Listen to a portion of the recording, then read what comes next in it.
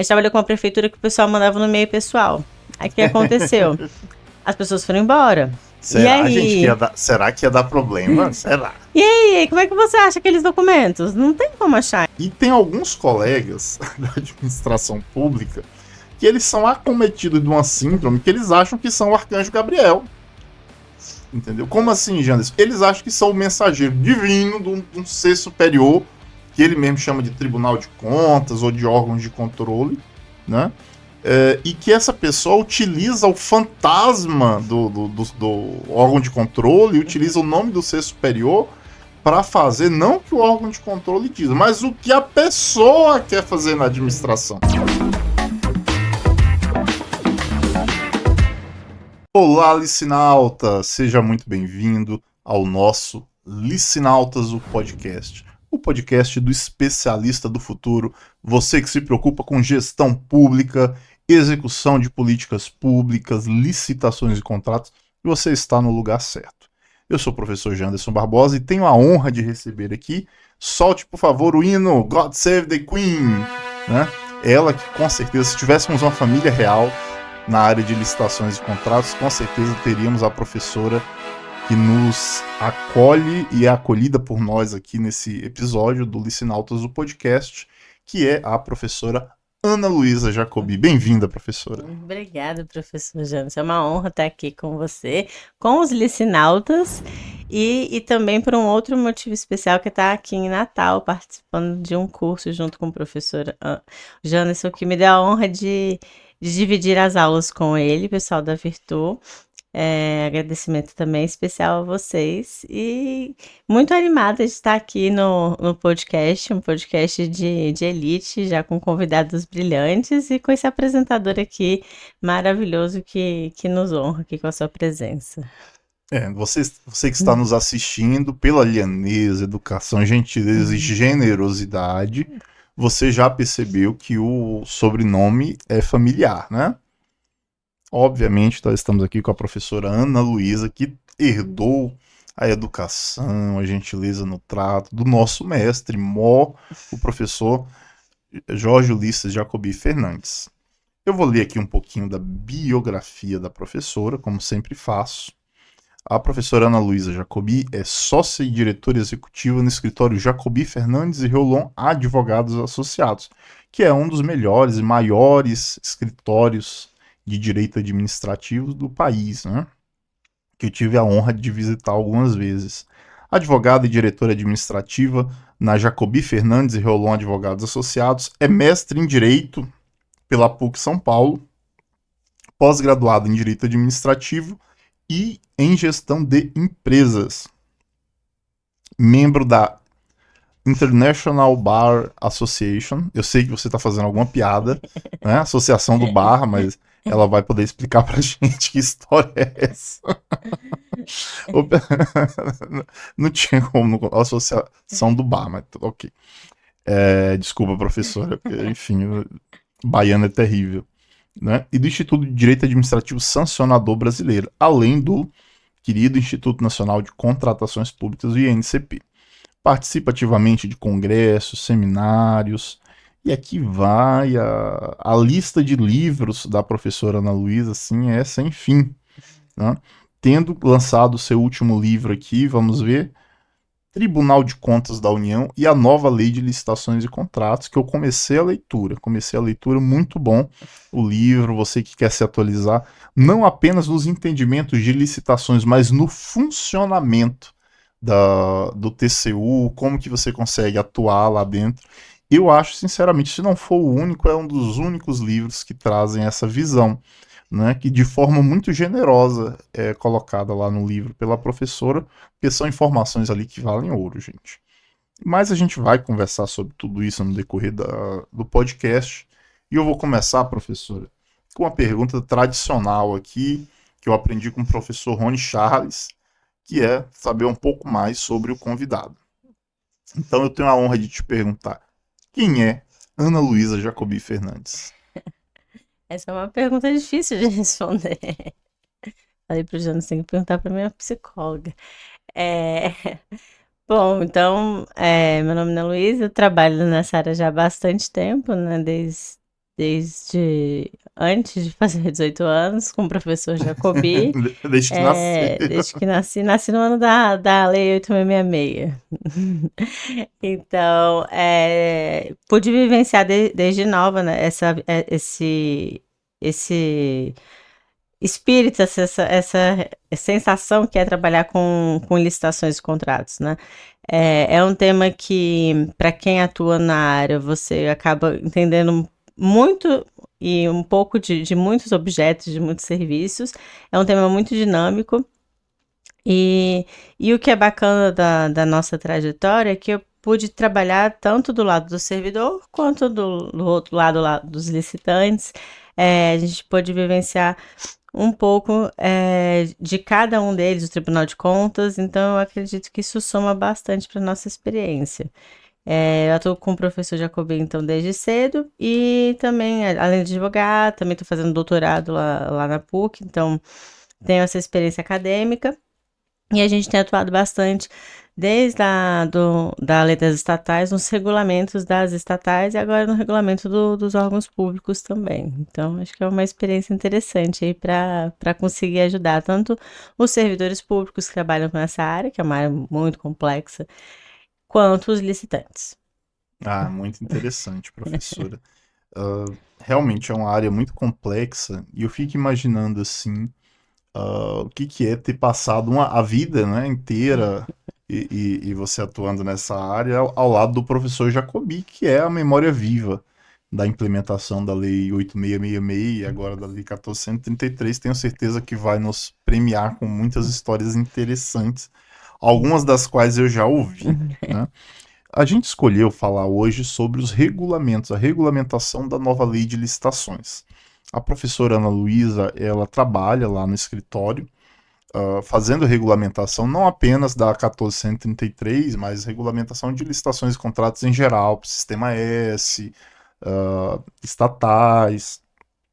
E é bastante interessante isso, porque vocês conseguem ali, direto da fonte, né, do maior doutrinador de licitações e contratos do país, que é indubitavelmente o professor Jorge Ulisses Jacobi, né, sem nenhuma discussão, um dos maiores, né, e vocês conseguem trazer uma regulamentação com segurança jurídica. Com segurança jurídica. É necessário regulamentar, professor, a nova lei de licitações? Quem está nos assistindo? Estado, município, estatal.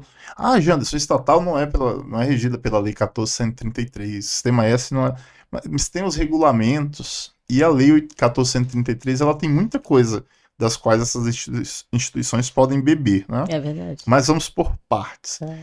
Os órgãos públicos da administração direta, indireta, as entidades, autarquias e fundações públicas, elas necessitam, nos diversos âmbitos federativos, regulamentar a nova lei? Sim. Primeiro, obrigada pelos elogios ao professor. E segundo, sim, a resposta é que sim. A AGU tem parecer entendendo que tem alguns regulamentos são, inclusive, de cunho obrigatório para você implementar a lei.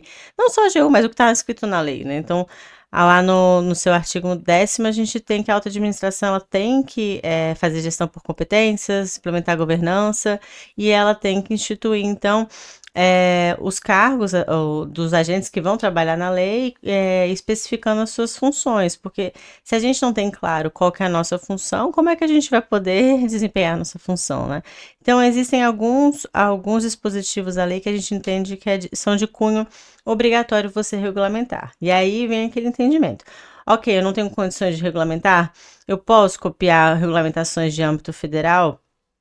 Pode, a lei permite que você possa regulamentar copiando os regulamentos federais, no entanto, a gente recomenda que não o façam. Então, se quiser fazer em relação a um momento específico para poder utilizar a lei, ok, mas a ideia é que a lei ela se propõe, é o estilo da nova lei, é que a gente possa colocar a lei dentro da nossa realidade. Então, a gente tem que trazer o que da lei a gente pode efetivamente usufruir no nosso órgão e o que a gente precisa ir um pouquinho além. Então, o que a gente precisa ou ampliar ou precisa reduzir as hipóteses de uso. Isso a gente pode fazer, desde que seguindo, né, não se contrapondo ao que está disposto na lei. Mas a ideia realmente é que a gente faça regulamentações mais aderentes à nossa realidade. Se eu não me engano, na época que saiu a lei, eu contei, eram mais de 35 ou 38 dispositivos que ensejavam a regulamentação, que está disposto na lei. Então, assim, desde que é regulamentado pelo órgão, ou a depender de como for regulamentado no seu órgão. Então, a lei criou essa sistemática, faça a sua própria regulamentação no seu organismo. E tem alguns dispositivos que eles obrigam tanto os órgãos federais a regulamentarem e tem aplicação geral, mas essa é uma das vertentes da lei, a regulamentação. Então, sim, ela é necessária e sim, façam. Isso vai facilitar muito a vida de quem trabalha com licitações no seu órgão, vai tornar mais claro quais são os seus objetivos e o que tem que ser feito na sua atividade. Perfeito, professora. Um erro comum, você falou muito bem sobre a possibilidade de copiar alguns regulamentos federais, né? Agora, um erro comum da administração, sobretudo municipal, é achar que basta copiar os regulamentos federais e não há necessidade, ou às vezes vai até atrapalhar essa cópia indiscriminada, na minha opinião, porque as circunstâncias são diferentes, o nível de complexidade é diferente, e aí o licinauta que nos ouve, que nos vê, ele pode questionar, mas é a nova lei, como que o nível de complexidade é diferente? Gente, eu sempre gosto de trazer aquela doutrina do direito espanhol de que a norma pronta e acabada ela só se apresenta na aplicação, né? Me falhou agora o nome do constitucionalista espanhol que nos diz isso, né? A diferença entre norma dado e norma produto. O texto legal é a norma dado, não é a norma pronta e acabada. A norma produto, que é a norma final, ela só se mostra, ela só aparece na aplicação no caso concreto, né? E a norma dado, digamos assim, mais desnuda, mais completa, ela se dá através da regulamentação. Então, sim, o fático, o real, ele influencia diretamente no nível de complexidade dessa norma produto, dessa norma acabada. De modo que, entendo o que eu estou falando, a Lei 1433, implementada na lei, no órgão federal, via de regra, ela é muito mais complexa, traz um nível de complexidade maior, sim, do que no município. Por quê? Porque ela vai encontrar um nível de maturidade da instituição, ela vai encontrar uma quantidade de servidores e qualificação desses servidores diferentes, né? Por que eu estou falando isso? Porque muitos municípios têm copiado normas federais indiscriminadamente e, inclusive, foram alguns incentivados a fazer isso. E aquela norma federal muitas vezes não tem aderência à realidade, né? Ela foi feita para uma realidade, a realidade federal, que às vezes nem foi a realidade de todos os órgãos federais, né? Às vezes a instituição normativa lá da SES, ela foi feita pensando no executivo federal e até no judiciário, no Ministério Público, no legislativo, ela já não tem uma aderência tão grande. Você imagina num nível municipal, né? Então, o que você tem a nos dizer sobre... E agora, José? E agora, José? Prefeito assumiu, está assumindo aí um novo mandato ou continuação do mandato, vai ver, já copiou as normas federais lá, o pessoal regulamentou assim, da forma que podia, né? Sim. E agora? Mantém as normas federais? O que eu faço? E agora, José? E agora, professora Ana Luísa? Nada é estático, né? Então eu acho que quando a gente fala de governança, eu aprendi isso, que a governança você não tem, você faz. Então, isso tem que ser contínuo. E aí, olha que interessante, né, ouvindo você falar.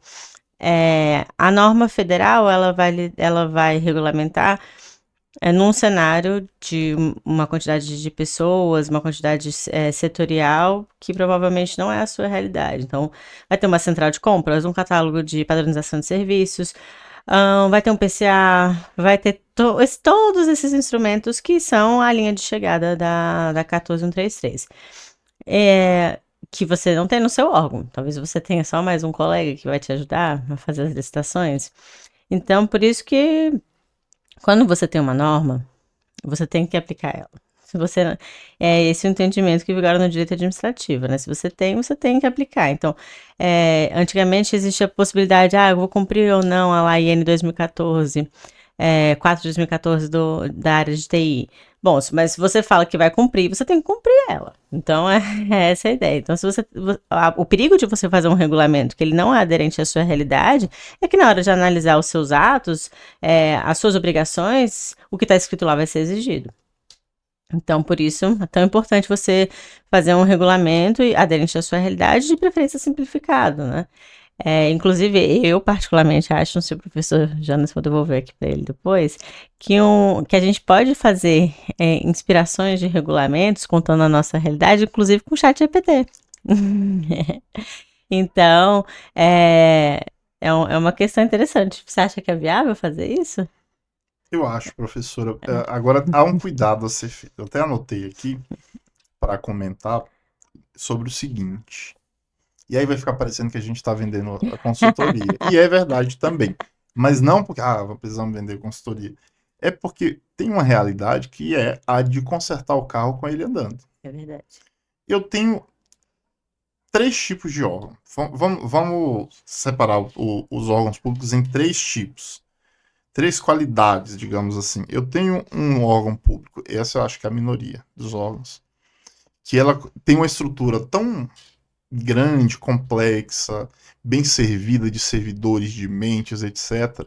E aí eu vou puxar o saco para minha sardinha, vou puxar a brasa para minha sardinha, né? Como o TCU, por exemplo, em que o próprio quadro ele consegue fazer essa implementação, a reimplementação da nova lei. Tem tempo. E eu tô puxando mesmo porque eu tive a sorte de ser o servidor destacado para fazer a implementação da nova lei lá no TCU.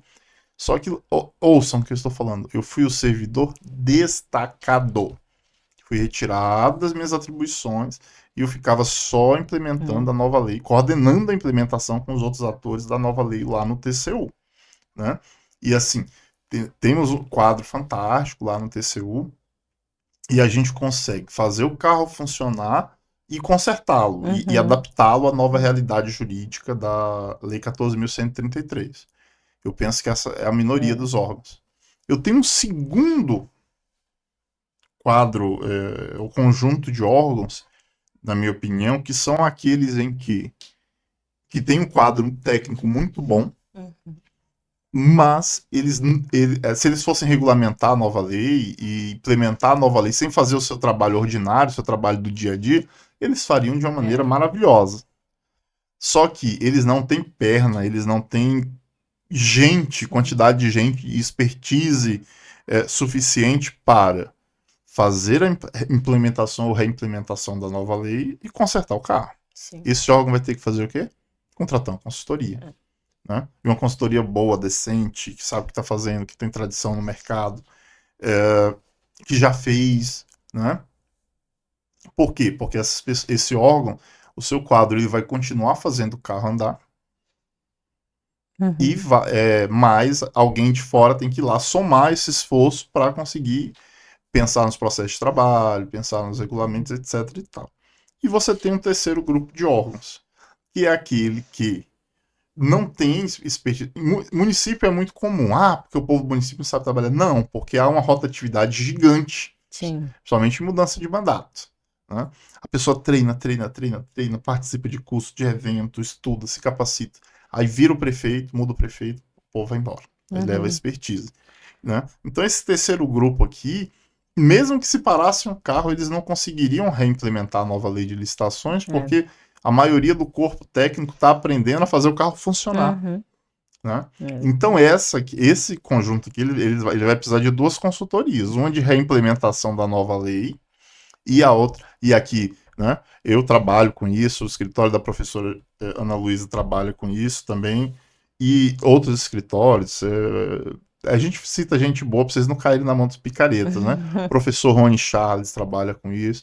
Procurem especialistas, de fato, da área, tá? Cuidado com as enganações aí no mercado. Falar mais nada.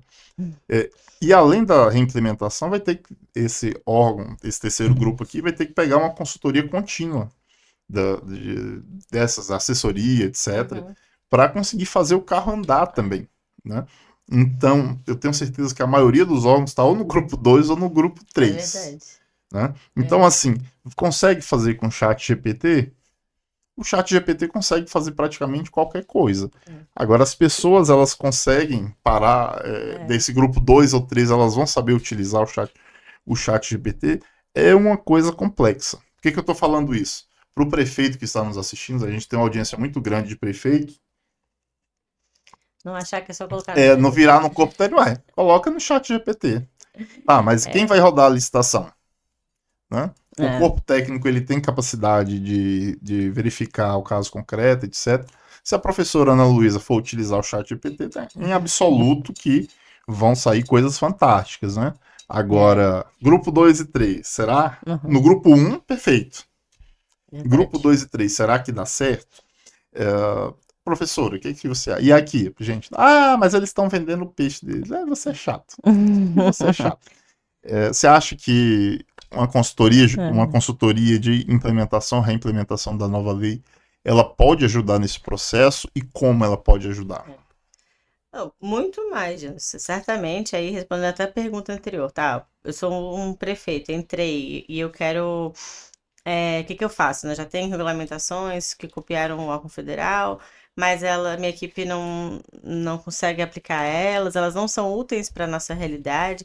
Aí vem que é o que você trouxe da realidade 3, né? Ou até da realidade 2. Vem da sua capacidade de realmente de buscar a mudança. Então, a nova lei de licitações, ela traz lá, dentre os seus objetivos, o objetivo da inovação. Se você quiser fazer como você sempre fez, você tem como. Mas se você realmente quer mudar o país, se você quer implementar políticas públicas, quer tornar a gestão do município mais eficiente, aí de fato o beabá, o pronto, ele não só é preocupante pelo que a gente já falou, né? Esse copia e cola, de você usar uma norma federal e não saber aplicar ela, como você não vai ter inovação. Então, a lei, ela é bem inteligente essa parte de planejamento, ela traz noções de administração realmente de empresas, do que a gente aprende, não só de governança, mas também planejamento estratégico. Então, a nossa recomendação é uma gestão municipal nova. Você definir quais são as prioridades da gestão, pode ser, o professor Jacob adora, pega do seu plano de promessas de governo, né, cumpra o que você promete, tá? E aí a gente monta um planejamento estratégico e com base nesse planejamento estratégico você vai conseguir definir as suas prioridades de compras, prioridades de contratação de serviços. E aí, o que o Anderson colocou. Poxa, mas eu tenho uma equipe jurídica. Ok, mas a minha equipe jurídica dá conta de fazer isso? Eu tenho contratações que não podem parar, elas têm que acontecer. Tem expertise para fazer Tem isso? expertise para fazer isso? Porque, desculpa interrompê-la, professora, uma coisa é a equipe jurídica ter expertise para analisar os processos no dia a dia. É em absoluto diferente de fazer uma regulamentação, né? Porque a regulamentação, não sei se a professora concorda, ela tem alguns pontos contraintuitivos. No mundo das ideias faz sentido, mas se ela for aplicar daquele jeito ali, vai dar problema. Né? Já acrescento mais essa pergunta e devolvo. Não, e o que a gente sempre fala, qual que é a grande vantagem da consultoria? Além de você poupar a sua equipe interna, quando uma consultoria para uma autoridade, há uma maior aderência. Há um maior respeito. Poxa, o professor já não sei o que está falando, não é meu colega. É aquele ditado, santos de casa não faz milagres. A gente tem que chamar alguém para dar o recado que a gente teria que dar. E o segundo ponto, que para mim é o mais importante, tanto de consultoria quanto de capacitação, é a interlocução com outras experiências. Então, você ter um servidor daquele próprio município, daquele próprio estado que está fazendo a regulamentação, é claro que ele pode conversar com algum colega de outro estado, enfim, ter alguma outra percepção. Mas as pessoas que trabalham com consultoria, que vivenciam isso, eles vão ter as experiências de vários outros órgãos, de estatal, de Sistema S, de outra prefeitura que lidou com um problema similar. Então, vai conseguir trazer para você uma visão holística, que o professor Jonathan usa no livro dele, é muito mais propícia a mudar a sua realidade. Se você quer mais o mesmo, de fato, eu acredito, ok, então, você pode contratar qualquer um, pode copiar e colar. Agora, se você realmente quer mudar, aí você vai ter um trabalho maior nessa contratação, vai ter um trabalho de priorizar as suas atividades, como eu falei, no planejamento estratégico, contratar uma consultoria de autoridades, pessoas que vão conseguir gerar um maior engajamento do seu público, dos seus servidores. Capacitação contínua, que é o que você trouxe, tem que ter. Então, você chega, às vezes, no município, o pessoal não sabe fazer licitação. Como é que eles vão contratar a gente, né? Então, é muito Às vezes complexo. eu vejo isso, o órgão sofre para fazer a contratação A nossa da consultoria contratação que vai que vai resolver o resolver. problema. Então, e a outra vantagem, né, são inúmeras as vantagens da consultoria, é a ideia de você desenhar um fluxo do processo, né? Tanto o Janderson quanto a gente trabalha lá no Instituto, com a ideia, assim, um processo ele tem que ser mapeado do início até o fim. Então, quem é a primeira pessoa que vai receber a demanda? Para quem que ela vai passar? Você tem um sistema, um ERP que vai receber, o pessoal manda por e-mail. A gente trabalhou com uma prefeitura que o pessoal mandava no e-mail pessoal. Aí o que aconteceu? As pessoas foram embora. Será, gente, será que ia dar problema? Será? E aí, como é que você acha aqueles documentos? Não tem como achar. Então, assim, são coisas que, para quem tá lá dentro, talvez não tenha essa percepção, mas é o e-mail que eu uso e tal, mas o problema que isso gera depois para você recuperar aquela informação. Então, enfim, são detalhes, mas que eles fazem toda a diferença, né? E quando a gente faz esse diagnóstico, que a gente gosta muito de fazer, que é conversar com os servidores, quais são os problemas que você tem, quais são as maiores dificuldades. Deixa a gente ver você fazendo um processo de licitação, o Janderson faz isso, a gente também faz. Poxa, me fala uma licitação aí que deu problema, teve muita impugnação, ou teve recurso, ou foi para um tribunal de contas, vamos dar uma analisada nela, o que aconteceu? O que a gente pode fazer de diferente, né? Então, eu acho que esse aprendizado, ele é muito importante. Então, a consultoria certamente ela vai te ajudar nisso. Fluxos, checklists, não esquecer de quais documentos que a gente tem que checar do licitante, ter um portal, um portal eletrônico para fazer a licitação, que é o que o Janderson trouxe. A realidade do federal, ela também é complexa nesses sistemas informatizados. Se eu quero fazer, de repente, na minha licitação, pode apresentar um protótipo, uma amostra, tem a inversão de fases, o que vai acontecer agora, a lei não prevê, o sistema não prevê, um sistema privado vai te ajudar, porque ele vai poder adentrar dentro da sua realidade, do seu regulamento. Então, isso também é bem bacana. O que mais que a gente pode destacar aí pro... Perfeito, professora. Você falou uma coisa bem interessante, né? Eu anotei aqui, que eu vou anotando para não esquecer, porque a idade já não dá. Os problemas, eles são parecidos, né? Então, às vezes, a consultoria realmente ela tem essa vantagem que o órgão ali está enfrentando um problema que parece ser único, incrível, meu Deus, e agora? E alguém, uma consultoria ou um profissional que já esteve trabalhando aquela temática em outros órgãos, ele já viu aquele problema, às vezes umas 10 vezes e já sabe como que é a solução. Sim. Aí a pessoa vai lá e resolve com facilidade. Então tem essa questão da oxigenação. E eu coloco até outra coisa, professora, que aí vou pedir a sua opinião. Eu sempre repito aqui, os licinautas já estão cansados de ouvir uma frase do filósofo Leonardo Boff, lá do espetacular livro A Águia e a Galinha, que ele diz o seguinte, é bem famosa essa frase, que todo ponto de vista é a vista de um ponto, a vista a partir de um ponto, né? Os olhos veem o que os pés pisam, a partir da realidade de onde os pés pisam, né? Eu sempre dou esse exemplo, que a professora Ana Luísa, ela tem um rabo de cavalo verde do meu ponto de vista, né? Imagina, ela tem uma mecha verde de cabelo aqui atrás, do meu ponto de visão eu não consigo responder. Eu diria que não, porque eu não vejo, e ela não tem, tá, gente? É, mas do meu ponto de vista, eu não vejo. A doutora Raquel, que está ali do lado, nos assistindo ali, gravando o vídeo, do ponto de vista dela, se a professora Talvez eu tivesse, tenha. ela poderia ver, né? Então, essa questão de você trazer alguém de fora, É. além do argumento de autoridade, que é importante,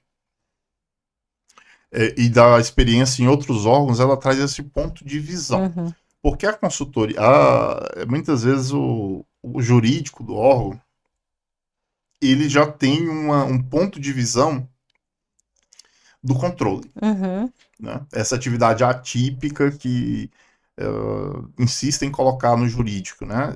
Então, ela consegue, isso aí não é no seu órgão específico, mas a gente vê muito por aí.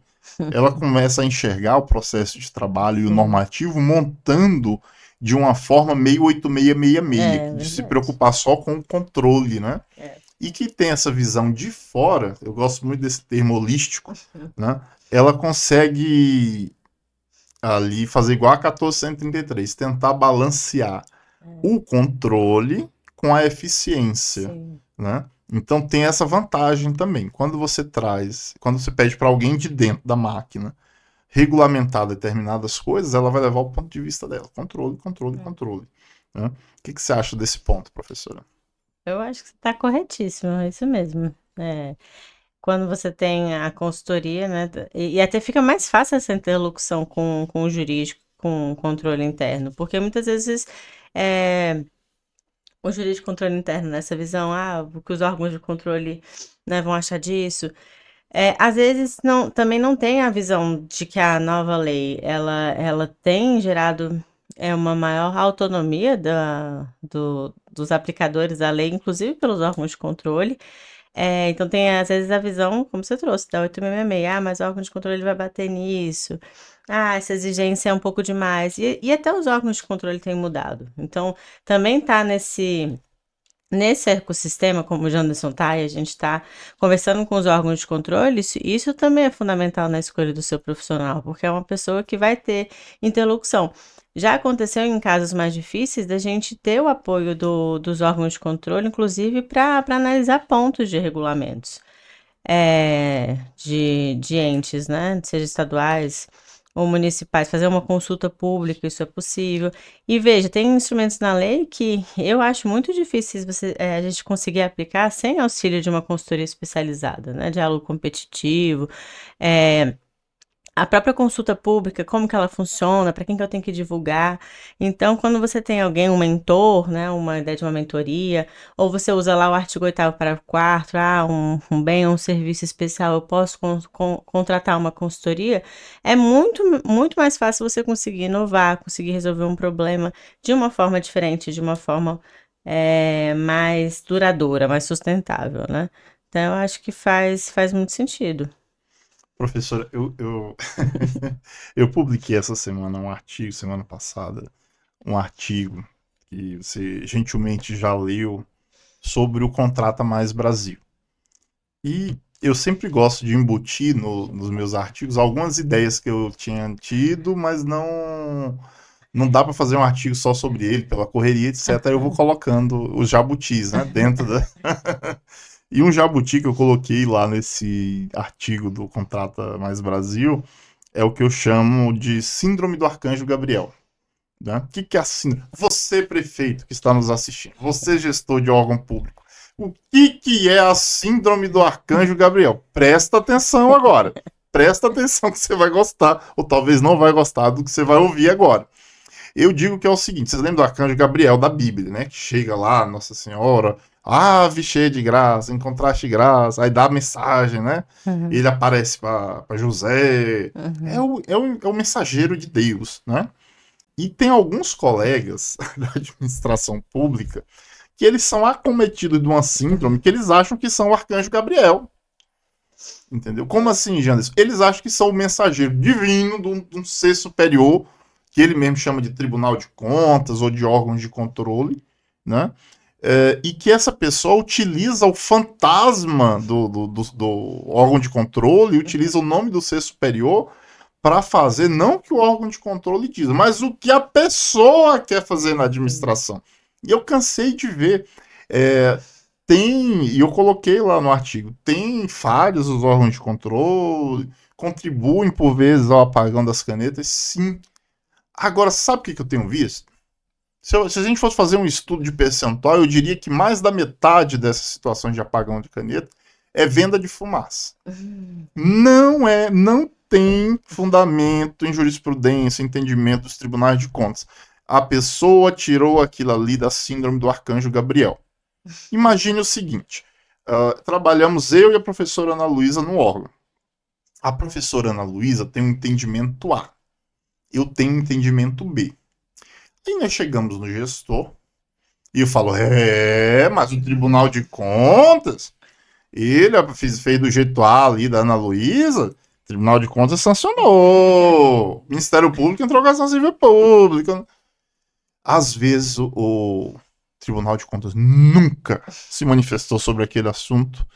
Outras vezes tem um entendimento absolutamente contrário ao que a pessoa está dizendo, mas ninguém checa, ninguém verifica, ela faz esse terrorismo psicológico. Olha que se você não fizer assim, o órgão de controle vai te pegar. E aí o gestor com medo vai e compra a fumaça do camarada lá da síndrome do arcanjo Gabriel, né? Mas eu já vi inúmeras vezes acontecer isso, professor. E são 3 os prejuízos dessa situação, mostro lá no artigo. O primeiro é que você retira na prática a competência do agente. Né? O gestor deveria decidir isso. Ele deixa de decidir na prática, porque ele apenas pega a decisão que já foi tomada por um assessor, por um assistente, que ele decidiu segundo a conveniência e oportunidade da cabeça dele, só que disse que era entendimento do Tribunal de Contas sem ser. Então ele rouba, ele toma para si uma atribuição que é do gestor. Que foi, segundo as regras da construção democrática do nosso Estado constitucional, é a pessoa que tinha competência para decidir. O segundo problema é que geralmente esses entendimentos, né, que colocam medo através dos tribunais de contas, nunca são entendimentos para avançar. Né? São sempre entendimentos retrógrados que vão engessar e impedir o avanço da administração pública. Né? E o terceiro, né, a nossa amiga professora Tânia Pimenta, lá, secretária-geral de Controle Externo Adjunto do TCU, vai gostar de que eu fale agora, né? Que é contribuir para uma má fama dos tribunais de contas. Né? Os tribunais de contas eles já têm os problemas deles, né? Todo mundo tem problemas, né? Já falei, falo em todo podcast, só existem 2 pessoas que são perfeitas, né? Deus e Maria Silvia Zanella de Pietro. Todas as outras, né, pessoas e instituições têm problemas, têm erros. Mas muito da má fama dos tribunais de contas é por conta da síndrome do arcanjo Gabriel. Professor, você acha que é loucura da minha cabeça? Você já viu por aí nessas consultorias um servidor que fala, mas é o Tribunal de Contas. Já. A farra dos acórdons, né? E não tinha nada a ver com o entendimento. Muitas vezes não tem, eu concordo que muitas vezes não tem. De fato, realmente criou esse entendimento, né? O que o Tribunal de Contas pensa a respeito disso? Mas o Tribunal de Contas já analisou essa licitação? Mas o que ele... Pede o número de um acórdão mágico, Pede o número de um acórdão, E aí, então, puxou uma sardinha para o meu lado, né? Esse livro, Tribunais de Contas e a Nova Lei de Licitações, eu falo bastante disso, de que o papel do Tribunal de Contas não é a instância revisora da administração pública. Não é um gestor de segunda ordem, né? Que vai lá e analisa depois aí é muito fácil você analisar depois a história e você poder falar quem estava certo, quem estava errado, se a empresa era ou não era corrupta. E que a gente... o papel do Tribunal de Contas é muito maior do que ficar analisando uma licitação, do que ficar apurando se a pesquisa se teve, qual foi a diferença da pesquisa de preço, sobrepreço, enfim. Então é uma proposta assim, baseada na nova lei de licitações. Existe um novo papel para o Tribunal de Contas, constitucionalmente falando. Então, eu falo um pouco antes sobre a história do Tribunal de Contas, por que eu entendo que o papel dele é outro, não é ficar analisando licitação por licitação. Não precisa ter uma chancela do Tribunal de Contas para você poder seguir com a sua licitação, não é assim que a Constituição desenhou o tema, né? O Tribunal de Contas ele fiscaliza gastos públicos. Eu entendo que pode analisar políticas públicas, mas isso é um assunto para outro podcast. E mas não para ficar a gente esperando essa chancela do Tribunal de Contas para poder seguir com uma licitação, seguir uma modalidade ou querer o entendimento dele, né? Essa lei veio para fortalecer a autonomia da administração pública. Não por isso que ela colocou lá nas hipóteses que você tem que observar antes de anular um contrato, que é a administração que vai analisar essas hipóteses. Se estão presentes né, se foi analisadas essas questões antes de se propor a anulação de um contrato público, que ele tem gastos, tem representação para o erário. Então, eu acho que a gente tem que colocar cada pessoa no seu papel. O que a gente pode fazer em relação a isso? A gente pode fomentar mais o uso de objetos e serviços de inovação. Os tribunais de contas, e ao meu sentir, principalmente o TCU, tá fazendo, que é respeitar as linhas de defesa, respeitar a autonomia da administração pública, ouvir a administração pública, porque Pode falar veja, a verdade, eu não tô aqui pra defender é, o TCU, não. não, mas eu Tô de esqueci o número férias. da resolução, mas o Tribunal de Contas lançou uma resolução que é muito bacana, que é do tipo, ok, eu entrei com uma denúncia no Tribunal de Contas, uma representação, pedi uma cautelar, peraí, vamos ouvir o que aquele servidor público, de onde ele tirou aquela ideia de fazer aquela contratação. O próprio ATP, gente, eu acho que é uma ferramenta que ela para mim, que trabalho com a advocacia, ela é a solução para muitos dos questionamentos que são feitos em matéria de controle judicial em relação à sua decisão. Por que você escolheu comprar uma bicicleta e não um carro oficial? Porque lá atrás, e normalmente isso acontece depois de muitos anos, a pessoa nem lembra.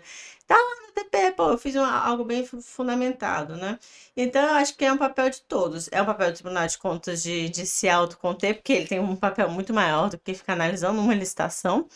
É um papel nosso de realmente a gente ter forças para inovar, ter forças para ter coragem, né?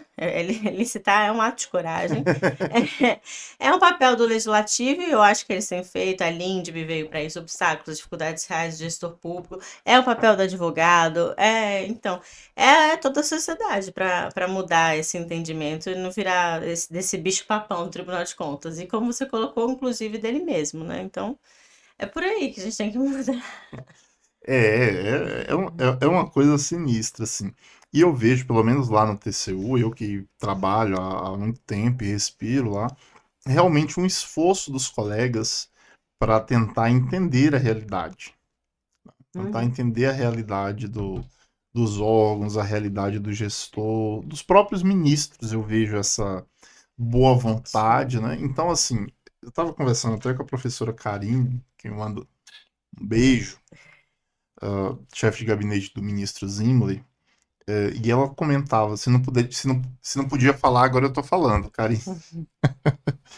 Ela disse o seguinte: eu não trabalho nesse bicho papão que as pessoas falam, nesse órgão horroroso, terrível, né? Mas gente, é sério, gestor, você que está nos ouvindo, a chance de uns 70%, 80% de coisa terrível que os tribunais de contas fazem, que você ouve, ser mentira, é grande. Tá? É grande. É fruto. Ó, aí você tem o mau caratismo mesmo. Tem gente que é mau caráter mesmo. Fique Fake falando news. fake news, falando coisa que não existe. Você tem gente que entendeu errado. Aham. E você tem aquele que replicou o entendimento de um professor que não sabe o que está falando. Eu sempre dou exemplo aqui, nossa, de acordos que o povo entende errado. O pessoal não entende, professora, que com exceção de consultas, etc., muitos acórdãos eles se referem a situações muito específicas daquele Específicas, processo, né? né? E aí eles pegam um trechinho do acórdão, geralmente é o trechinho que vem que é publicizado ali pela SECOM, pela Secretaria de Comunicação, e faz daquilo ali um mantra, uma verdade, uma máxima. E aí você vai ler o acórdão, não é nada daquilo. É. Né? Será que acontece, meu Deus? Mas eu acho que a gente tem que resolver essa súmula 222 aí do TCU. Eu tenho também. A 247, que é a do É, parcelamento, passou da hora de revisar aquela é. súmula. Porque, veja, exigir, e esse foi o entendimento da época, né? Exigir que todo mundo lembrasse dos acordos do TCU. Então virou realmente aquela. Meu Deus, o que que o TCU pensa sobre esse tema? Eu tenho que Mas ainda ficar é porque ainda vinculando. tem um problema que é o seguinte. Eu já falei isso aqui, é um problema até na utilização da inteligência artificial. Nem sempre o entendimento majoritário ou a jurisprudência consolidada do TCU ela aparece no maior número de acórdãos, Né? né? Eu sempre digo isso. Imagine o seguinte: ah, computador, em regra, tem que ser contratado por pregão. Uhum. Tem um, dois, três acórdãos sobre isso. Então, quando vai se fazer uma auditoria ou qualquer processo que seja lá no tribunal, foi um computador, ele foi comprado por pregão. Você não vai apontar nada no Uhum. relatório de auditoria, isso não vai aparecer na jurisprudência. Mas todas as vezes que foi feita uma auditoria, uma representação, etc., que o computador foi comprado não foi por pregão, é porque tem uma especificidade naquele computador, que era uma coisa super Sei, complexa, não podia ser comprado por pregão, vai aparecer em acordo é verdade. para dizer assim, olha, esse caso aqui eu consigo excepcionar a regra geral, né? E aí, ok, tá bacana, né?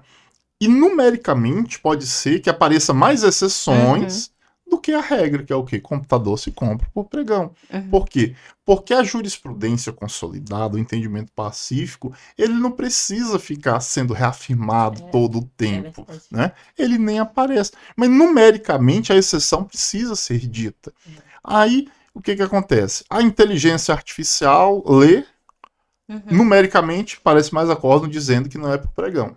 É, Sem uma curadoria humana, ela vai dizer o que? Então o entendimento é que é. não é por pregão. Aí nós temos do lado da inteligência artificial a burrice natural. Né? O que é a burrice natural? É o cidadão que não estuda, não pega o livro da professora Ana Luísa, professor Jacobi, não estuda, não se aprofunda, não sabe qual que é o entendimento do Tribunal de Contas e faz o quê? E faz o que para mim. Acha um acordo e fala. A Acha uma corda jurisprudência deve... consolidada. Nossa senhora. Maravilhoso. Mas faz muito sentido o que você está falando. Não tinha pensado É pra. sim, mas assim, acontece com muitas coisas. É E tem verdade. uma coisa interessante, ainda virou uma loucura esse negócio de acordo, e chega dói no meu ouvido quando alguém fala assim, não, porque o TCU tem uma jurisprudência, A que se referindo a jurisprudência um acórdão, né? Se referindo a um acórdão. Não, porque eu já vi uma jurisprudência. Gente, jurisprudência, é prudência do plural. direito, né? A jurisprudência é o entendimento que já se consolidou, porque aquele tribunal entende daquela maneira. Se você tem só um acórdão ali, isolado, ele não é jurisprudência. Ele pode representar ou não a jurisprudência, né? E foi o que eu acabei de falar. Às vezes o acórdão que não representa a jurisprudência, numericamente parece mais. Mas aí precisa fazer o quê? Lê. Ler, sentar essa bunda na cadeira, estudar. Estudar. Ah, professor, mas eu pensei que era só pra ler os posts no YouTube, no Instagram. Vai lá, assessor de Instagram. Você tem um Mas, encontro lá com a Tânia depois. mas eu não sei se é culpa dos advogados, porque a gente, né, vê um julgado, tava vendo um meme desse, o julgado do TRF da quarta região, o TJ lá no Rio Grande do Sul, aí tá lá no TJDFT e fala assim, nossa, jurisprudência consolidada sobre esse assunto, achou um julgado sobre o tema, e aí já traz, entendeu, pro juiz. Mas uma coisa que eu Mas o lembrei, advogado, às vezes, ele quer é, convencer o claro, a gente juiz, quer né? convencer, é isso, gente, pode acreditar. Vai que o juiz acredita, né? O golpe tá aí, cai É. quem quer. Mas eu lembrei de uma coisa, os acordos, vai me corrigir se eu estiver errada, os acordos do TCU que mais, né, constam recomendações ou determinações são os que vão para plenário. Né? Até a primeira e segunda câmara costumam, ao meu sentir, eu lembrando da minha leitura. Normalmente eles têm menos recomendações, são entendimentos que estão mais pacificados, e por isso eles não vão para o plenário, né? Então, normalmente acolhem o entendimento da unidade técnica, do Ministério Público e é por aí. Então, o que a gente vê é a exceção da exceção da exceção no próprio tribunal. É o Sim, que, sim. que ficou, o que tornou complexa a questão para o próprio tribunal. Então, entender, é muito preciso o que você está trazendo, né? Entender isso como a verdade absoluta não faz sentido, de fato. A primeira coisa que você tem que pegar, você que está nos assistindo, são as consultas. Boa. Porque a consulta, apesar de eu não gostar desse termo, né, diz que a decisão, a resposta de consulta, ela tem um caráter, tá lá na resolução, né, do regimento do tribunal, tem um caráter normativo. Sim. Eu não gosto desse termo, né, mas aí é um podcast só para isso. Eu acho que o que a pessoa que redigiu lá quis dizer, e aí os TCS todos copiaram, né, Uhum. é que uma decisão de uma consulta em abstrato, ela tem um potencial de abstratização, ou seja, não estou julgando um caso concreto, ela tem um potencial de replicação maior. Sim. Né? Mas não que tenha uma natureza normativa. Mas vamos utilizar o termo, né? Caráter normativo das decisões das consultas. Você começa por aí. Né? O TCU ele tem ainda uma ferramenta muito interessante, que é a jurisprudência selecionada. Sim.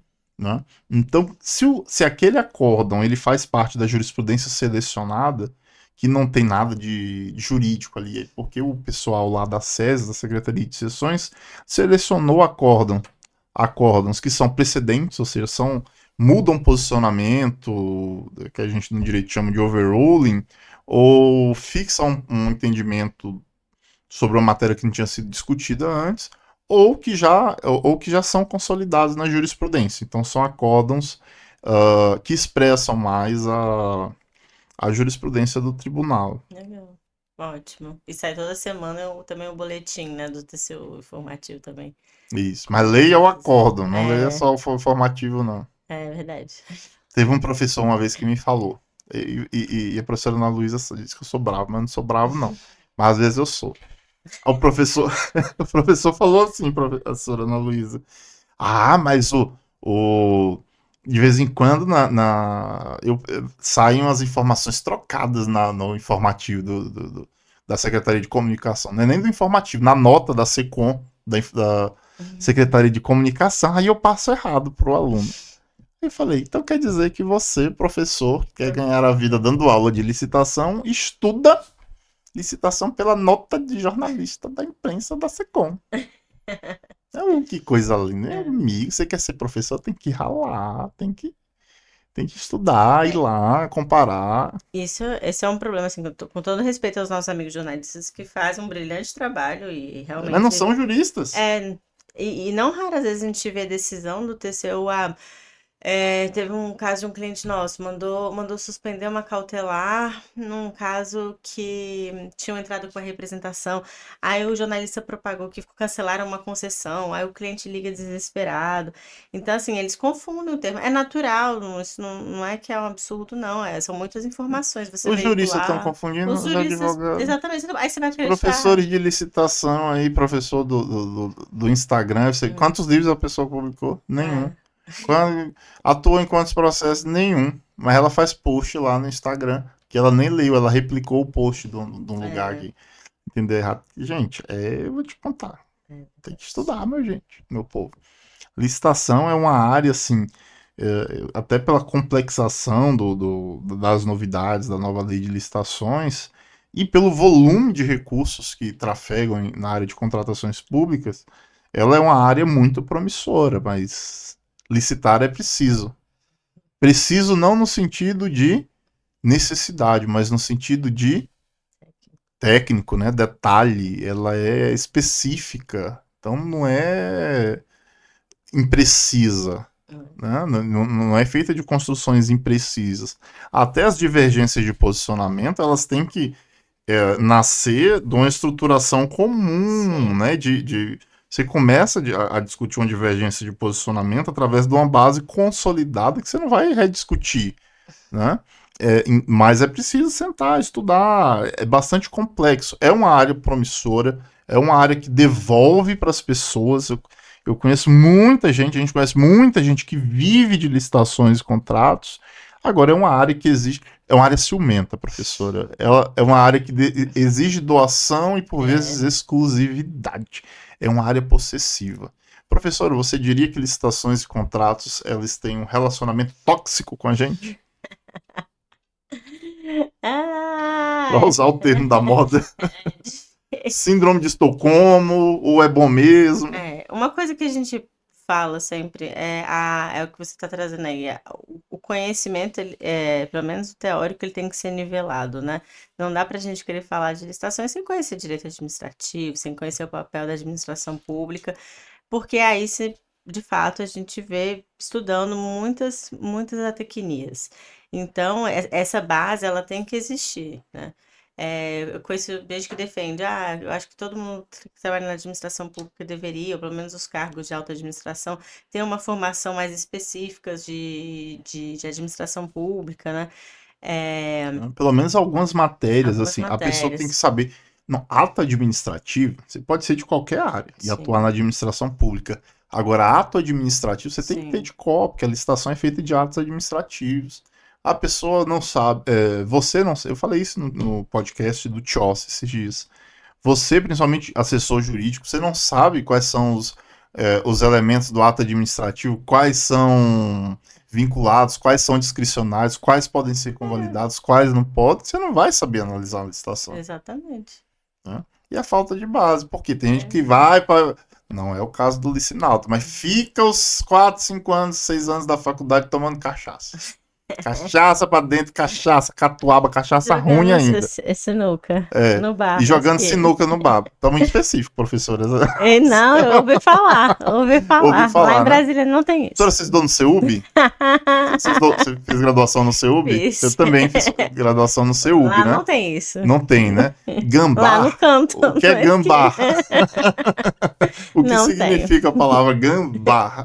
Né? É um bichinho. CEUB, com CEUB tem alguma coisa a ver? Né? Anexo 15, né? Chamavam gambá de anexo 15. Não pode tomar cachaça, agora sim, estude também, né? Porque senão. Ai, Janderson, eu passei os 5 anos lá no Gambá, só tomando cachaça, fumando narguilé. Eu sou da época do narguilé. Nem tem mais. Fumando narguilé e etc. Mas tá em tempo, gente. Se não Tá em deu, tempo, pega e vamos estudar. Fazer Agora uma pega, agora, pós. faz uma pós, compra um livro, Compra um livro. né? Compra livros, leiam, leiam, leiam. Se você tem facilidade de aprender as coisas, meu amigo, sai disso aqui e vai para o livro. É o meio nessa época de pós-verdade, de pós-informação, você tem que voltar, tem que retroceder e voltar para o livro. Vai ler Maria Silvia Zanella de Pietro, vai ler depois o professor Jacobi, professor Rony, né? Se tiver com muito tempo Professor livre, pode ler o professor Janderson. Janderson, mas só se tiver tempo livre. Primeiro leia os clássicos. Mas os clássicos, eles de fato dão realmente uma boa bagagem. A Gente, base, até para você divergir, você tem que... para você entender, faz todo sentido. Ainda mais nessa era que o conhecimento rápido, né? A gente estava falando outro dia, eu já não sei. A gente não precisa de conhecimento rápido, direito administrativo. Você não precisa ser o primeiro a saber de um acórdão. Você precisa, sabe, você lê com profundidade. Então, é o que faz mais sentido, né? Nossa senhora, e o povo adora. O TCU, né? Mas coitado do Atenção. TCU, coitado do TCU. Eu já contei no podcast, professor, eu vou contar aqui para ti, fazer uma... Ah, Jana, você está defendendo o TCU. Não, eu tenho alguns posicionamentos contrários. Obviamente que eu não vou ficar aqui falando mal da fazenda que me paga, né? Mas, Nem eu daqui eu trabalho. né, não é isso? Pois é.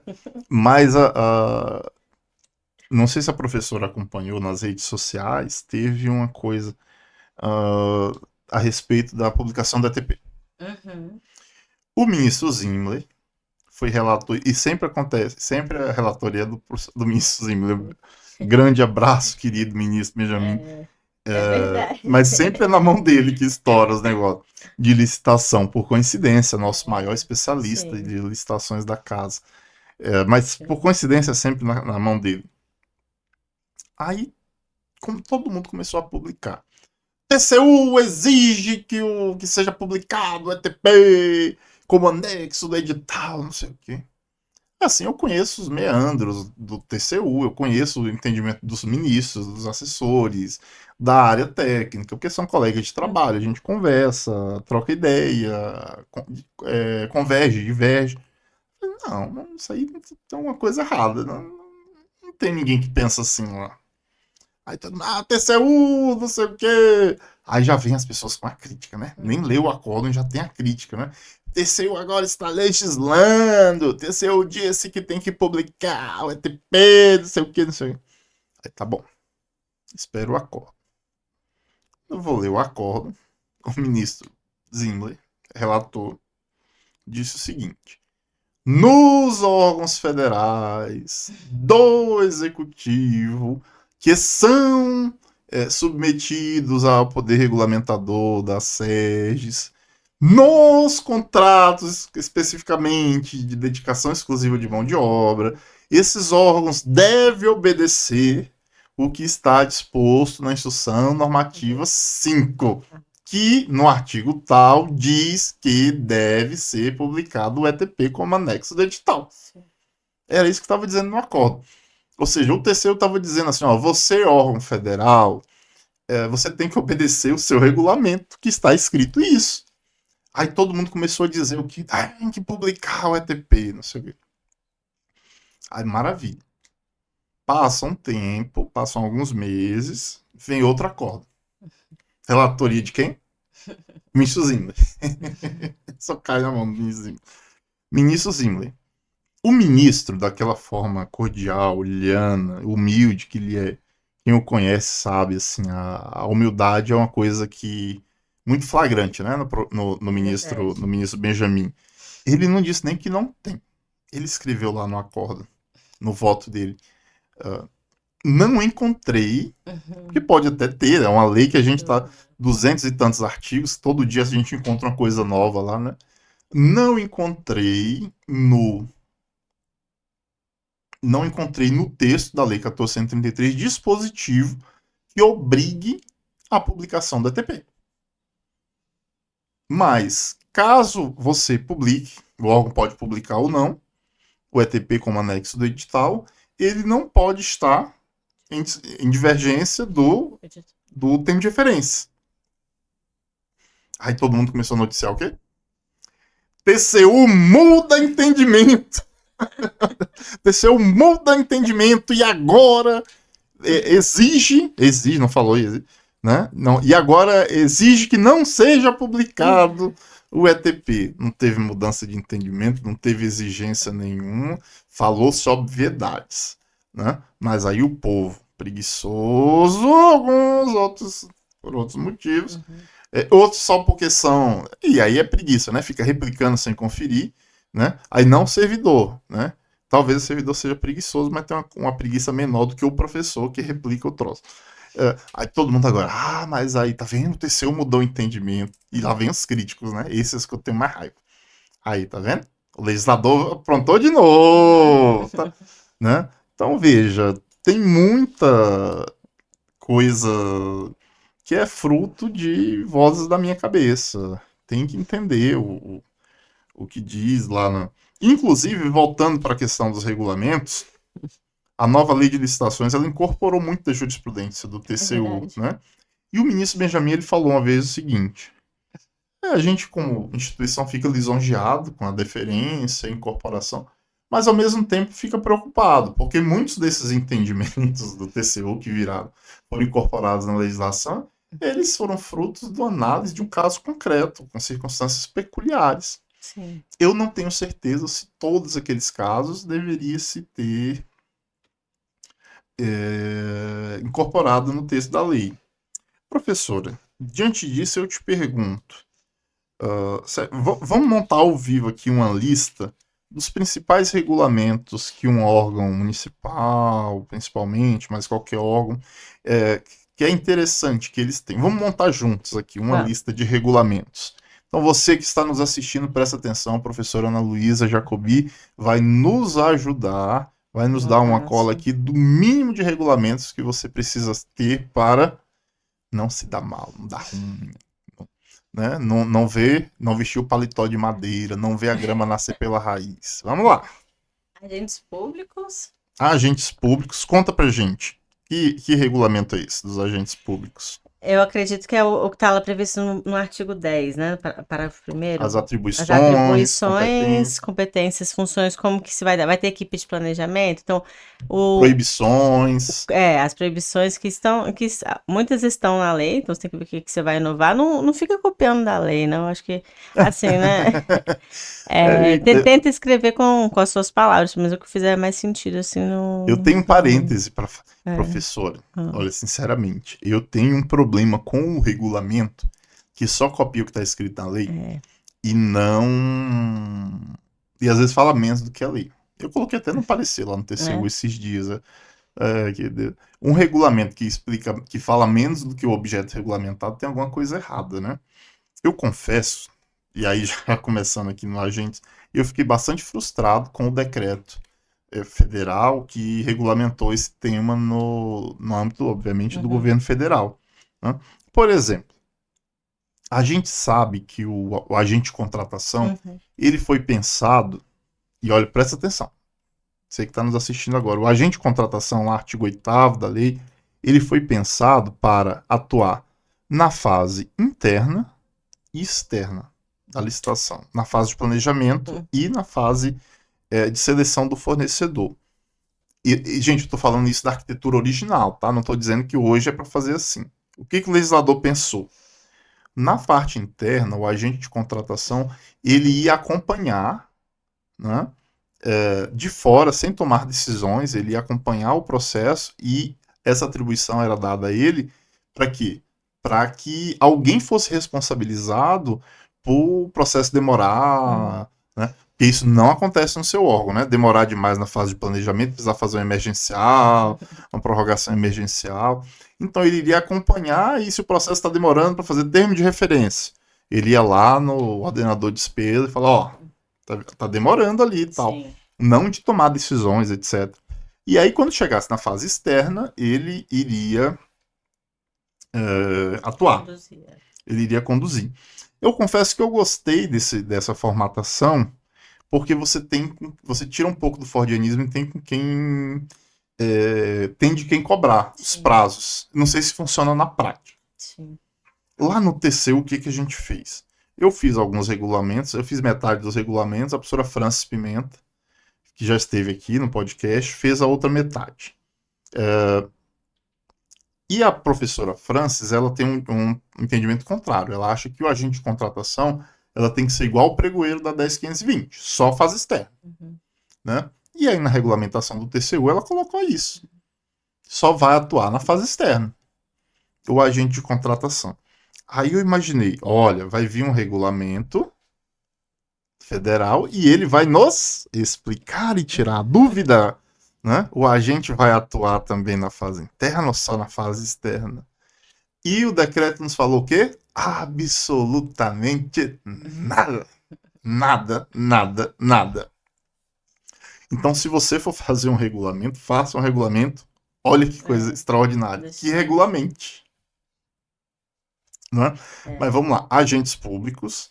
Aí tem que lembrar aquela questão da assessoria, você poder contar com o auxílio da assessoria jurídica. Então, como é que vai ser? Eu tô fazendo meu ETP, tô com uma dúvida no meu TR, alguma condição, posso mandar para assessoria jurídica? Porque ela, pela Quem letra pode, da quem não lei, pode.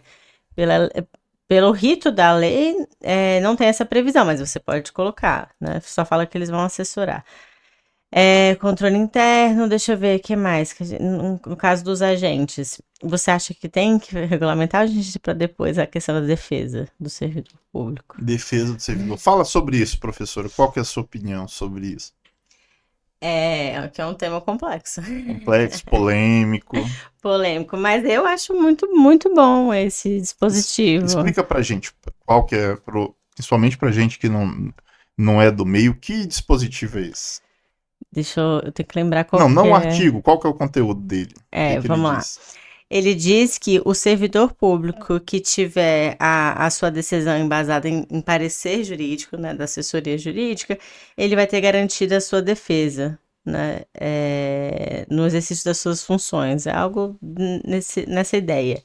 E aí, qual que é a ideia, né? Que a assessoria jurídica seria a advocacia geral, seja do Estado, da União, ou, no caso dos municípios, as procuradorias. A ideia é que se você submete o processo licitatório a um parecer jurídico, e você segue aquele parecer, você teria direito a uma defesa jurídica, né? Ele faz muito sentido, mas o que ele gera uma série de perguntas. Primeiro, que as advocacias dos estados, eles entendem que esse dispositivo é uma norma específica da União e que, sendo uma norma específica, ele não poderia atribuir Funções, né? obrigações, né, para Obrigação. a AGU numa norma de licitações, então já tem essa discussão.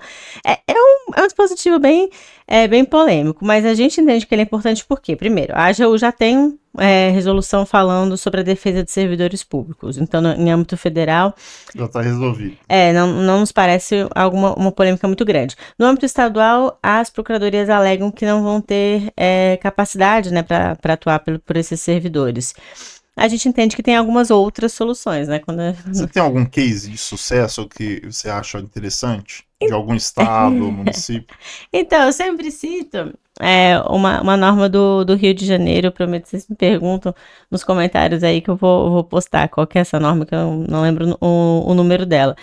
Mas pesquisando sobre esse tema, a gente viu uma norma do estado do Rio de Janeiro que já foi analisada, inclusive pela STF, pela legalidade dela, que ele prevê a defesa dos servidores públicos por advogado, que eles escolhem, eles detêm confiança, né? A remuneração é com base na tabela de honorários da OAB do Estado, para o exercício de, né, eventualmente, de alguma imputação de irregularidade no exercício das suas funções. E aí lá tem as previsões de quais cargos estão abrangidos por esse ressarcimento dessa defesa e o que acontece se o servidor for condenado. Então, isso é muito bacana, porque gera uma segurança. Veja, vocês que estão trabalhando com licitação, e isso eu também comento no livro, quem trabalha com licitações de grande Aparecendo o livro aqui vulto, agora. na Nosso promoção, editor. para quem Cupom. comprar agora. Cupom Ana Luísa Natal. Isso, Brincadeira. boa, gostei. Aí, você chega lá e lida com licitações de um montante enorme, né? De valores enormes. E aí o que acontece? O débito pode ser enfim, se teve superfaturamento, se não teve uma pesquisa de preço adequada. Qualquer questão pode ser imputada a você, que é servidor público, junto com a empresa, você pode ser responsável solidário por um valor astronômico, né? Então, por que não gerar mais segurança? Então, a gente entende que isso vem a favor de dar mais autonomia e mais segurança para o servidor. Se eu sei que os custos com os honorários, se eu estou agindo de uma forma correta, né, de uma forma que eu entendo que é adequada, vai ser pago, vai ser custeado pelo Estado, porque eu estou no exercício da minha função. É a ideia do DNO lá para as empresas estatais que tem essa previsão. Eu acho bem interessante, professora. É, Porque, assim, de um lado, você não sobrecarrega o já sobrecarregado, enfim, acervo procurador. ali da Procuradoria, Sim. da Advocacia Pública, e também dá uma tranquilidade maior pro gestor, né? É. Porque você imagina, prefeito que perdeu a eleição, perdeu a reeleição ou saiu do mandato e a oposição ganhou. Eu sei que isso não acontece no seu município, né? Mas em outros municípios, geralmente quando muda o prefeito, muda tudo. Agora você imagina se ser defendido pela advocacia que está na mão do seu opositor político. Pode não Muitas dar vezes bom?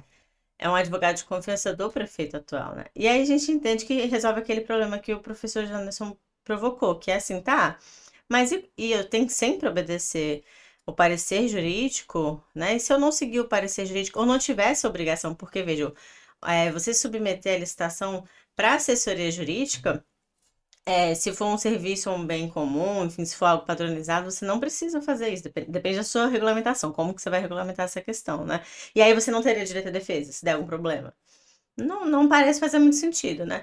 Acho que dá uma segurança maior, É, até gestor, para quando você for embora, de repente o é, seu sucessor mude até a norma. é. Mas aí você pode até judicializar, exigindo o custeio, né, dos Sim, honorários, porque na época que se praticou o ato, você estava sob o sim. guarda-chuva daquela previsão. Muito bem E lembrado, ele, professora. ele vai mudar a norma, sendo que isso pode ser contra ele? No Será? futuro, Tem que pensar nisso, né? E uma outra questão. Tá. pau que bate em Chico. Tati Francisco, é verdade. E é outro ponto que a gente gosta muito dessa norma, eu e o professor Jacobi, é que a relação advogado-cliente é uma relação de confiança. Sim, sim, Então, você poder absoluto. escolher o seu advogado, né, eu acho que é bem interessante.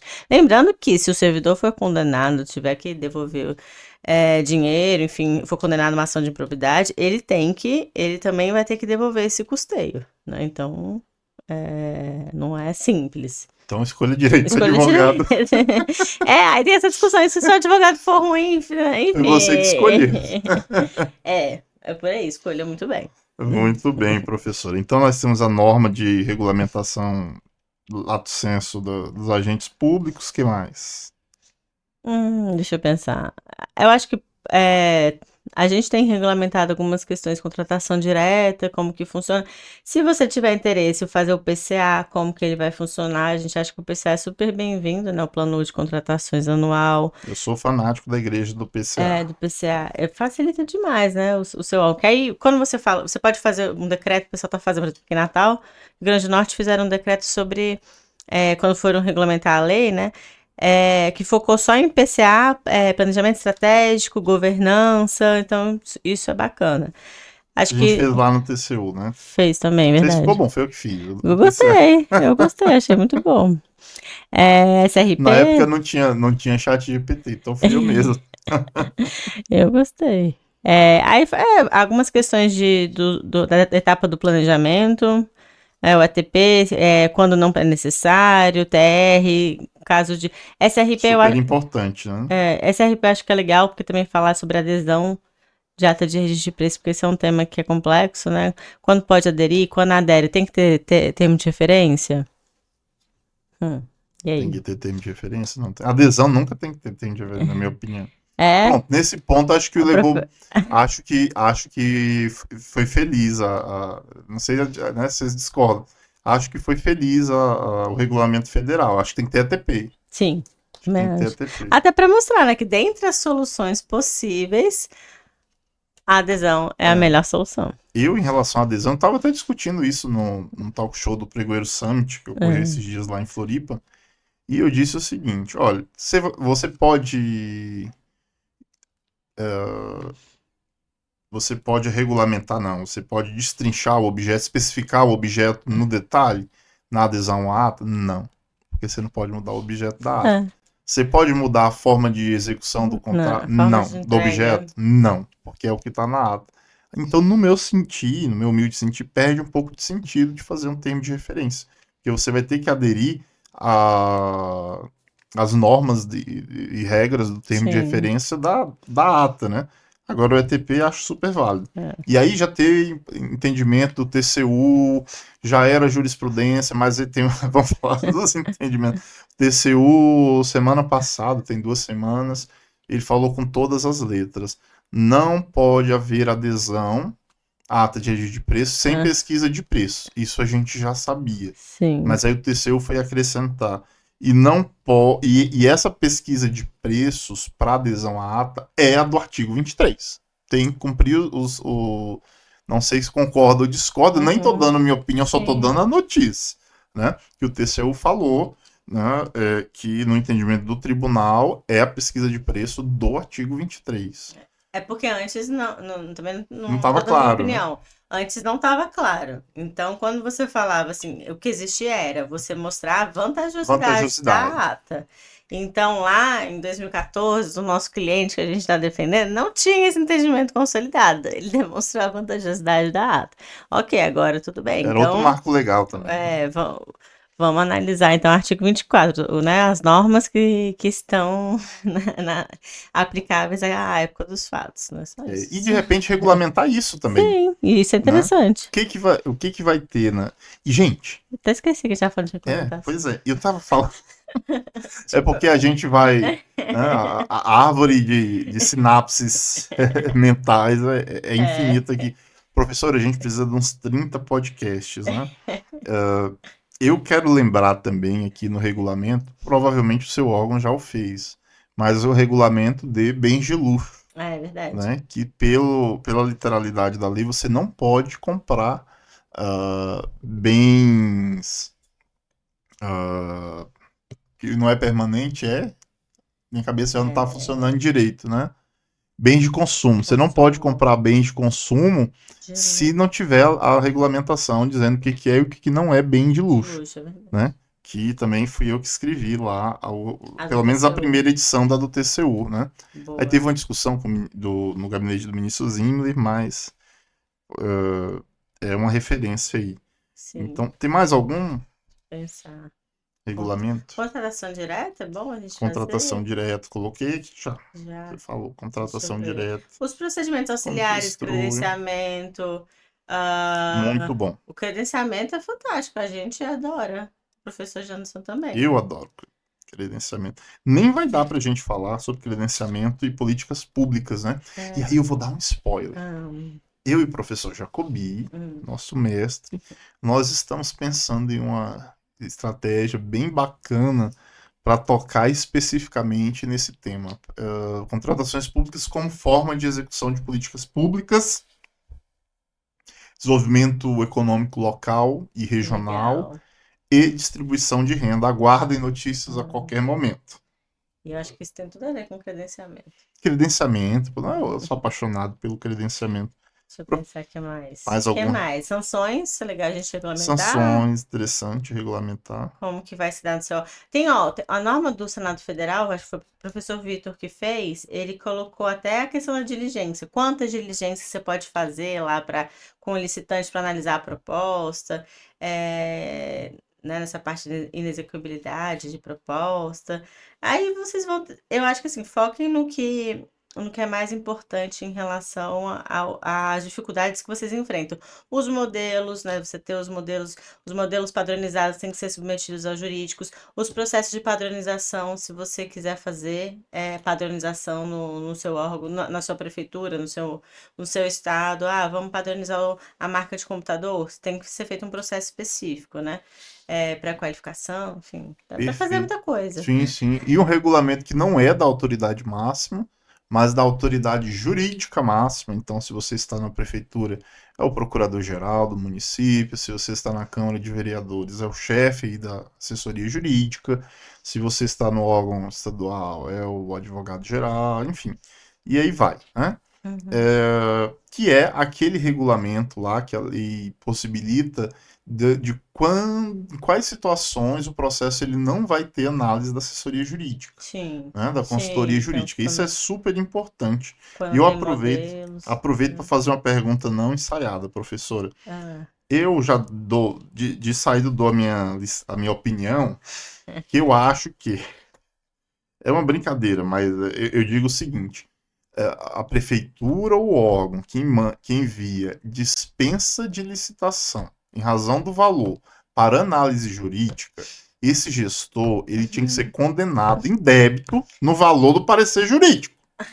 Porque é um absurdo! Você que está nos assistindo, é um absurdo! Eu não gosto de comparar com a iniciativa privada, mas qual empresa sobreviveria se você fosse comprar quinquilharia de até 50, 60 e poucos mil, né? E passasse pelo jurídico da empresa. Você, gestor que é empresário também, prefeito, faz isso na tua empresa e vê quantos meses ela aguenta. Né?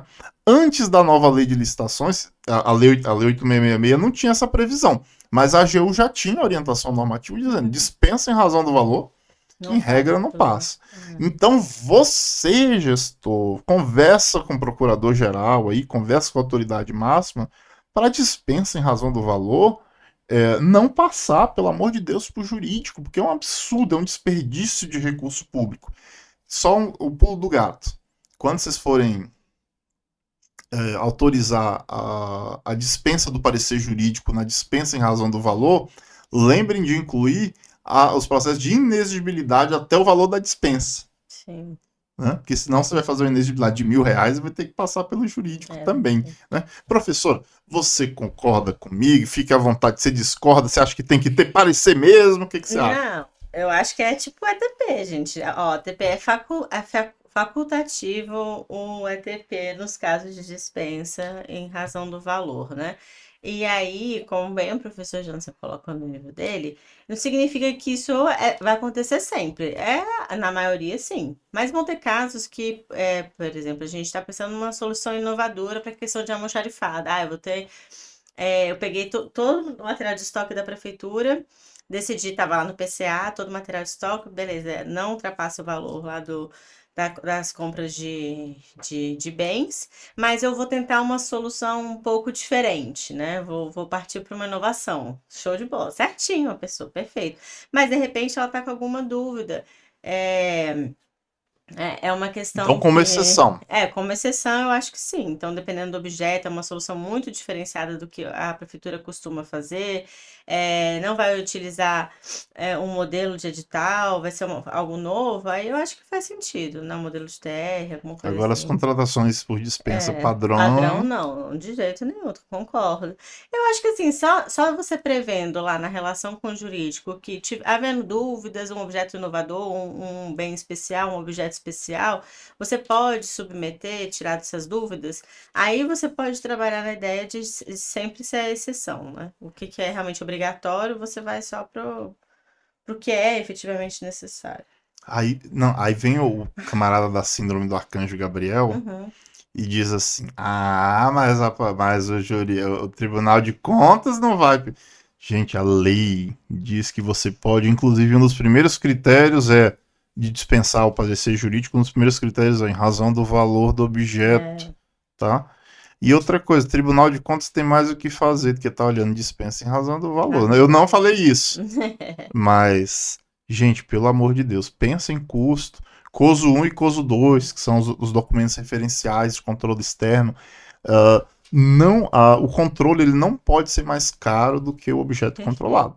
Perfeito, perfeito. Né? É. Controlado. Então você imagina, você utiliza a sua assessoria jurídica aí a peso de ouro, né? Digamos assim que o assessor custe o salário da doutora Raquel aqui, né? Que é paga a peso de ouro do escritório do professor Jacobi. Aí você imagina, né? Quantos parecer, com um parecer dava para comprar 10 objetos. É verdade. Muito bem, doutora. Doutora, não vou mais tomar o seu tempo, já estamos aqui há quase 1 hora e meia. Eu agradeço, assim, em absoluto a sua participação, Obrigada. mas quero consignar um momento aqui para que você dê suas considerações finais, a Tá. mensagem, conclusões, beijo para a mãe, para o pai, né? Abraço para o seu Murilo, que com certeza vai nos assistir, né? Então fique à vontade, os licinautas são todos seus. Lembrei de mais um regulamento, é Ah, boa. gestão de contratos, né, fiscalização. Como é Importante. que você vai receber o objeto? O pessoal esquece de colocar quanto tempo de atraso significa na execução contratual. Lembrei Quanto tempo de atraso? Pois é. Depende do seu objeto. Se Olha for aí. um evento, no dia seguinte já não vai funcionar, né? Tá vendo que tem que contratar a consultoria? Bom, então eu quero agradecer o seu tempo, Janderson, por estar aqui neste dia, depois, né, de tantas atividades, e tá realmente, o seu espírito é um espírito de uma pessoa dedicada ao serviço público em tudo que faz. O que você trouxe, né, licitações e contratos, você tem que estar sempre se atualizando e sempre buscando esse tipo de diálogo, um diálogo em alto nível para a gente trocar ideias, oxigenar, né, as nossas percepções e aprender um com o outro. Quero agradecer a doutora Raquel que está aqui com a gente, que topou vir aqui comigo, conversar com o professor Janderson e convive comigo, a gente convive diariamente, sempre me ensinando também sobre licitações, contratos e tudo que envolve a advocacia nessa área do direito administrativo. Agradecer os licinautas pela presença, por estar ouvindo o nosso podcast. Espero que eu possa ter ajudado vocês de alguma forma. Se quiser falar comigo, tem um Instagram. Pode deixar um comentário aqui também. Estou sempre à disposição. Preciso utilizar mais as redes sociais, mas estou sempre à disposição, querendo. O nosso propósito é esse, é a eficiência da gestão pública e trabalhar por todos os lados, né? A gente quer facilitar a vida de vocês, seja com a inteligência artificial, seja com fluxos mais claros, porque é um trabalho realmente ímpar. E um trabalho bem feito significa. É muito palpável de você ver resultado. Então, isso que é muito bonito das compras públicas, né? Uma compra com inovação, uma compra séria, com uma empresa séria que também quer o bem público, né? De uma forma geral, que é o interesse público, é muito mais fácil você ver a política pública sendo realizada, concretizada. E acredito que é isso. Muito obrigada. Um abraço a todos.